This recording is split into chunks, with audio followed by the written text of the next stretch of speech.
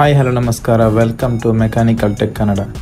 ಇವತ್ತಿನ ವಿಡಿಯೋದಲ್ಲಿ ನಾವು NS200ಗೆ ಡ್ಯೂಕ್ ಹ್ಯಾಂಡಲ್ ಬಾರ್ ಕನ್ವರ್ಷನ್ ಕಿಟ್ಟನ್ನು ಫಿಟ್ ಮಾಡೋದನ್ನು ನೋಡೋಣ. ಇದು BS7 ಗಾಡಿಯಾಗಿರುತ್ತೆ, ಅಂದರೆ ರೀಸೆಂಟ್ಲಿಗೆ ಇರುವಂಥ ನ್ಯೂ ಮಾಡೆಲ್ ಗಾಡಿಯಾಗಿರುತ್ತೆ. ಸೊ ಇದಕ್ಕೆ ಫುಲ್ಲು ಕನ್ವರ್ಷನ್ ಕಿಟ್ಟನ್ನು ಹಾಕ್ತಾ ಇದ್ದೇವೆ, ಹ್ಯಾಂಡಲ್ ಕನ್ವರ್ಷನ್ ಕಿಟ್ಟನ್ನು. ಇದು ನೀವು ನೋಡ್ತಾ ಇರ್ಬೋದು, ಇದು ಸ್ಟಾಕಲ್ಲಿ ಏನಿದೆಯಾ ಅದು ಆ ಲುಕ್ಕು ಈ ಥರ ಕಾಣಿಸ್ತಾ ಇದೆ. ಇಂಡಿಕೇಟರ್ ಕೂಡ ಚೇಂಜ್ ಮಾಡಲಿಕ್ಕಿದ್ದೇವೆ, ಅದಕ್ಕೆ ಇಂಡಿಕೇಟರ್ದು ವಿಡಿಯೋ ತೋರಿಸ್ತಾ ಇದ್ದೇನೆ. ಇಲ್ಲಿ ಕನ್ವರ್ಷನ್ ಕಿಟ್ ಡ್ಯೂಕ್ದು ಬ್ಲ್ಯಾಕ್ ಕಲರ್ ಚಾಯ್ಸ್ ಮಾಡಿದ್ದಾರೆ. ಸೊ ಅದು ಡೈರೆಕ್ಟಾಗಿ ಸೆಟ್ ಆಗುವಂತಹ ಫುಲ್ ಕಿಟ್ಟೇ ಆಗಿರ್ತದೆ ನೋಡಿ. ಇದರಲ್ಲಿ ಕ್ಲಿಪ್ ಆನ್ ಹ್ಯಾಂಡಲ್ ಬಾರ್ ಇರ್ತದೆ. ಇದು ಸ್ಟಾಕಲ್ಲಿ ಬರುವಂತಹ NS ಅಲ್ಲಿ ಬರುವಂತಹ ಹ್ಯಾಂಡಲ್ ಬಾರ್ ಇದಾಗಿರ್ತದೆ. ಸೊ ಅದಕ್ಕೆ ನಾವು ಬೇರೆ ಹ್ಯಾಂಡಲನ್ನು ಸೆಟ್ ಮಾಡ್ತಾ ಇದ್ದೇವೆ. ಸೊ ರಿಯರಲ್ಲಿ ಕೂಡ ನೋಡ್ತಾ ಇರ್ಬೋದು ಇಂಡಿಕೇಟರ್, ಇದು ಸ್ಟಾಕ್ ಇಂಡಿಕೇಟರ್.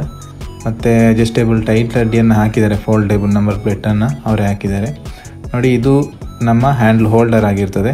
ಸೊ ಇದು BS7 ಗಾಡಿಗೆ ಬರುವಂತಹ ಪ್ಲೇಟ್ ಆಗಿರ್ತದೆ. ಮತ್ತು ಎಲ್ಲ ಫಿಟ್ಟಿಂಗ್ಸನ್ನೆಲ್ಲ ಕೊಟ್ಟಿರ್ತಾರೆ. ಇದು ಹ್ಯಾಂಡಲ್ ಆಗಿರ್ತದೆ.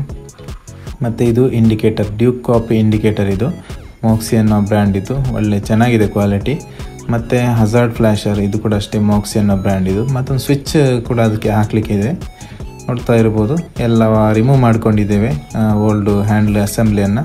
ಸೊ ಇದು ನೋಡಿ ಪ್ಲೇಟ್, ಇದು ನಮಗೆ ಮೈನಾಗಿ ಇರುವಂಥದ್ದು. ಇದರಲ್ಲಿ ಈ ಪ್ಲೇಟ್ ಇಲ್ಲದೆ ಇದಕ್ಕೆ ಡೈರೆಕ್ಟ್ ಸೆಟ್ ಆಗಲ್ಲ, ಅದು ಹ್ಯಾಂಡಲನ್ನು ಸೆಟ್ ಮಾಡಲಿಕ್ಕೆ ಆಗಲ್ಲ. ಸೊ ಇದು ಸ್ಪೆಷಲಿ ಇದು BS7 ಗಾಡಿಗೆ ಮಾಡಿರುವಂಥದ್ದು. ಸೊ ಫಿಟ್ಟಿಂಗ್ ಎಲ್ಲ ನಾನು ವೀಡಿಯೋ ಸಪ್ರೇಟಾಗಿ ತೋರಿಸೋಕ್ಕೆ ಹೋಗಲಿಲ್ಲ, ಯಾಕಂತ ಹೇಳಿದರೆ ಆಲ್ರೆಡಿ ವೀಡಿಯೋ ಮಾಡಿದ್ದೇನೆ ಈ ಕಂಟೆಂಟ್ ಬಗ್ಗೆ. ಸೊ ಫಿಟ್ಟಿಂಗ್ಸ್ ತುಂಬ ಈಸಿಯಾಗಿರುತ್ತೆ ನೋಡಿ. ಫಿಟ್ಟಿಂಗ್ಸ್ ಎಲ್ಲ ಆದಮೇಲೆ ಈ ರೀತಿ ಕಾಣಿಸ್ತದೆ ಇದು. ಅದಕ್ಕೆ ಒಂದು ಹ್ಯಾಂಡಲ್ ರೈಸರ್ ಕೂಡ ಅಲ್ಲಿ ಇನ್ಕ್ಲೂಡ್ ಆಗ್ತದೆ. ಮತ್ತು ಜೊತೆಗೆ ಇಲ್ಲಿ ರಿಯರಲ್ಲಿ ನಾವು ಗ್ರ್ಯಾಬ್ ಹ್ಯಾಂಡ್ಲನ್ನು ಚೇಂಜ್ ಮಾಡ್ತಾ ಇದ್ದೇವೆ. ಸೊ ಇದು ಕೂಡ ಅಷ್ಟೇ ಬಜಾಜ್ನವರ ಗ್ರ್ಯಾಬ್ ಹ್ಯಾಂಡ್ಲ್. ಇದು ಸ್ವಲ್ಪ ಮಾಡಿಫೈ ಮಾಡಬೇಕಂದ್ರೆ ಡೈರೆಕ್ಟ್ ಸೆಟ್ ಆಗಲ್ಲ ಇದು. ಅದರಲ್ಲಿರುವಂಥ ಗ್ರ್ಯಾಬ್ ಹ್ಯಾಂಡ್ಲನ್ನು ರಿಮೂವ್ ಮಾಡಿಕೊಂಡು ನಾನೀಗ ತೋರಿಸಿರುವಂಥ ಗ್ರ್ಯಾಬ್ ಹ್ಯಾಂಡ್ಲನ್ನು ಸೆಟ್ ಮಾಡಿರುವಂಥದ್ದು. ಮಾಡಿಫೈ ಏನಿಲ್ಲ, ಫ್ರಂಟಿಗೆ ಪೋರ್ಷನ್ ಸ್ವಲ್ಪ ಲೆಂತ್ ಆಗಿರುತ್ತೆ, ಅದನ್ನು ಕಟ್ ಮಾಡಬೇಕು. ನಂತರ ಸ್ವಲ್ಪ ಕಂಪ್ರೆಸ್ ಮಾಡಿ ಇದನ್ನು ಅಲ್ಲಿಗೆ ಸೆಟ್ ಮಾಡಬೇಕಾಗ್ತದೆ. ಇದಕ್ಕೆ 4 ಸ್ಕ್ರೂ ಹಾಕೋಕ್ಕಾಗಲ್ಲ, 4 ಬೋಲ್ಟ್ ಬರ್ತದೆ, ಹಾಕೋಕ್ಕಾಗಲ್ಲ. ಬರೀ 2 ಬೋಲ್ಟಲ್ಲಿ ಸೆಟ್ ಮಾಡುವಂಥದ್ದು, ತುಂಬ ಸ್ಟ್ರಾಂಗ್ ಆಗಿ ಸೀಟ್ ಆಗಿರುತ್ತೆ. ಸೊ ಇಂಡಿಕೇಟರ್ ಎಲ್ಲ ಸೆಟ್ ಮಾಡಿದ್ದೇವೆ. ಸೆಟ್ ಮಾಡಿ ಹಜಾರ್ಡ್ ಫ್ಲ್ಯಾಶರ್ ಕೂಡ ಸೆಟ್ ಮಾಡಿದ್ದೇನೆ. ಆಲ್ರೆಡಿ ಕಂಟೆಂಟ್ ಮಾಡಿರೋದ್ರಿಂದ ಇದನ್ನು ಡೀಟೇಲ್ ಆಗಿ ತೋರಿಸೋಕ್ಕೆ ಹೋಗಲಿಲ್ಲ. ಇದು ಅದರ ವರ್ಕಿಂಗ್ ಆಗಿರುತ್ತೆ, ನೋಡ್ತಾ ಇರ್ಬೋದು. ಸೈಡ್ ವ್ಯೂವಿಂದ ಹ್ಯಾಂಡ್ಲ್ ಈ ರೀತಿ ಕಾಣಿಸ್ತಾ ಇದೆ. ಸೊ ತುಂಬ ಕಂಫರ್ಟ್ ಆಗಿರುತ್ತೆ ಇದು, ಅಂದರೆ ವೈಡ್ ಆಗಿ ಬರ್ತದೆ ಹ್ಯಾಂಡ್ಲ್, ಸ್ವಲ್ಪ ಹೈಟಲ್ಲಿ ಬರ್ತದೆ. ಅದಕ್ಕೆ ರೈಡಿಂಗ್ ತುಂಬ ಕಂಫರ್ಟ್ ಆಗಿರುತ್ತೆ. ಸೊ ಇದು ಸ್ಟಾಕಲ್ಲಿ ಯಾವ ರೀತಿ ಬಂದಿರ್ತದೋ ಅದೇ ರೀತಿ ಕಾಣಿಸ್ತದೆ, ಇದು ಮಾಡಿಫೈಯಿಂದ ಗೊತ್ತೇ ಆಗಲ್ಲ.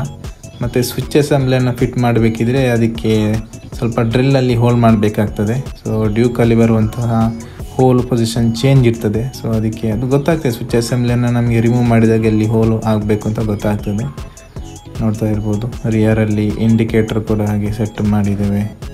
ಇದು ತುಂಬ ಚೆನ್ನಾಗಿ ಕಾಣಿಸುತ್ತೆ, ಈ ಡ್ಯೂಕ್ ಕಾಪಿ ಇಂಡಿಕೇಟರ್ NSಗೆ ಚೆನ್ನಾಗಿ ಕಾಣಿಸುತ್ತೆ. ಸೊ ವರ್ಕಿಂಗ್ ಎಲ್ಲ ಪರ್ಫೆಕ್ಟ್ ಆಗಿದೆ, ಇದಕ್ಕೆ ಡೈರೆಕ್ಟ್ ಸೂಟ್ ಆಗುತ್ತೆ, ಯಾವುದೇ ರೀತಿಯ ಮಾಡಿಫೈ ಏನು ಮಾಡಲಿಕ್ಕೆ ಇಲ್ಲ.